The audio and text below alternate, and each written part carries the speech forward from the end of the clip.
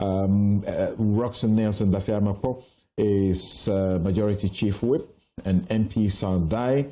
Dennis Miracle Sabwaji is Director of Communications, the Bamia Campaign, and Dr. Theo Champong is Political Risk Analyst and Economist. Now, let's get to the next issues that we are canvassing for you. The Chief Justice is in the High Court saying that you removed me as Chief Justice using a procedure for removal for a Chief Justice.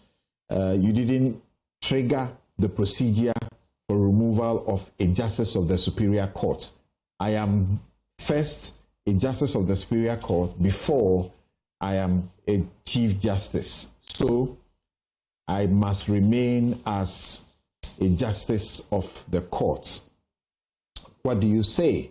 And this show is brought to you by Candace Sponsor Bank of Africa, strongest group and closest partner, MTN everywhere you go. Ashasi University, educating ethical and entrepreneurial leaders for Africa. Robert & Sons Optical Services, your comprehensive eye care service provider for 33 plus years. My Way Insurance.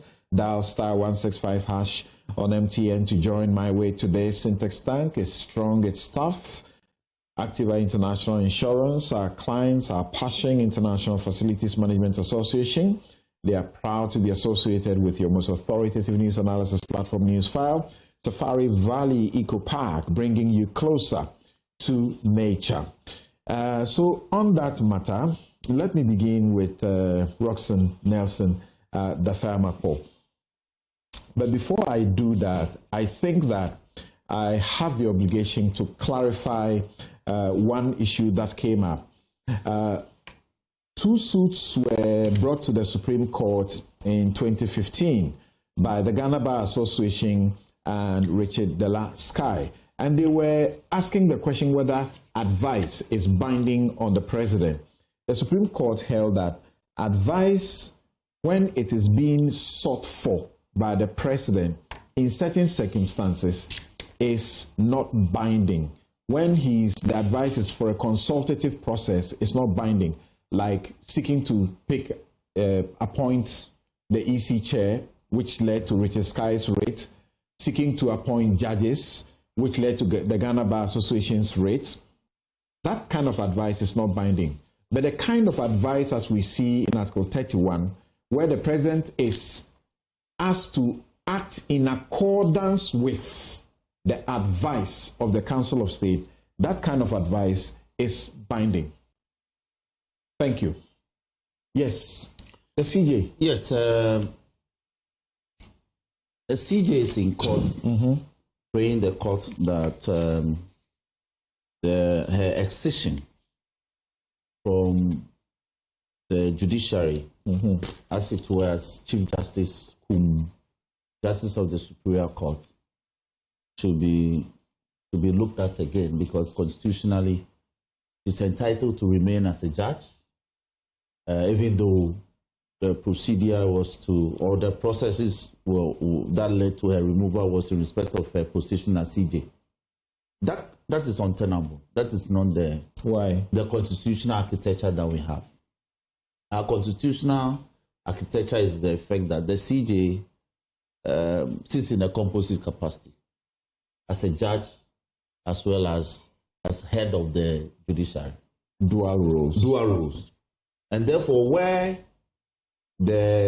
your activities of your administrative functions have been called into question and leading to a petition resulting in your removal, it also affects your role as the judge, because it goes to the propriety of being eligible to sit or to be fit for purpose as a judge, judge. And this is not the first time this matter has come before the courts or engage the courts in this issue. 30 years ago, the Ghana Bar went to court to, as it were, get Justice Aban removed. And in the course of the preliminary objection raised by the then Attorney General, the court upheld the preliminary review, but in the course of writing the ruling, the reasoning behind the ruling, people like Pega made this very important dictum that should guide us. He was of the opinion that the processes that was before them, if it succeeds, it will lead to the removal of the Chief Justice, not as mere Chief Justice, but also as a judge of the Supreme Court. Then again, in the matter of Ajechu, Justice Dafeamekpor went to town. He actually exploded. So you refer to a first one 30 years ago. Yes. You refer to a second one, which In was fact, in 10 years after. 2006. 2005, 2006. 10 years after, Ajechu went to court. And to challenge the contents of the petition leaked, that's Bright Akwete's petition. Again, the court took the trouble to explain that if the processes succeed, it will lead to the removal of the Chief Justice as well as a judge of the Supreme Court. Then finally, CJ's own case, her own case, one of the cases she took to court a couple of months ago, Justice Amadou Tanko, he reasoned this way, and this on page 26 of 32 of the ruling, of the judgment of the court. He said, as part of the conclusions, the above observations provoked by paragraph 12 of the applicant's affidavit aside, I need hardly say that I arrive at the conclusion that this application must fail without relish, mindful of the fact that the applicant, the Honorable Lady Chief Justice of the Republic, is going through a process that may define her career on the bench as Chief Justice and as a judge one way or the other.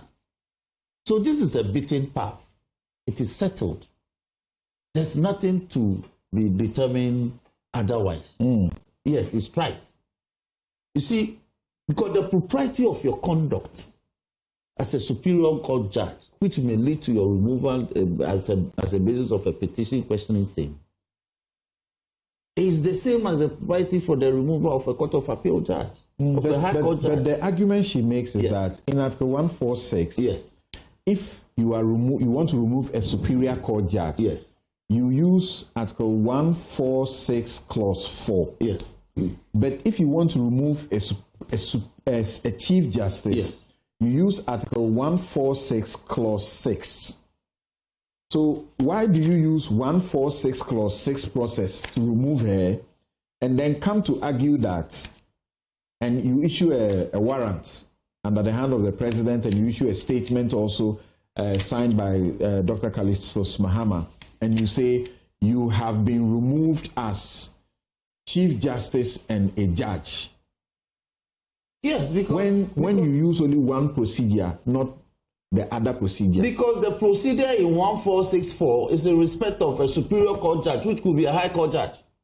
That was not the terms of the petition that came before the president. It was the petition against the removal of the CJ. And you can't be a CJ without necessarily first being a superior court judge. In this case, a Supreme Court judge. And Article 128(1) is very clear. The Supreme Court shall consist of the Chief Justice and no less than 9 other judges of the Supreme Court. You are the chief of all the judges.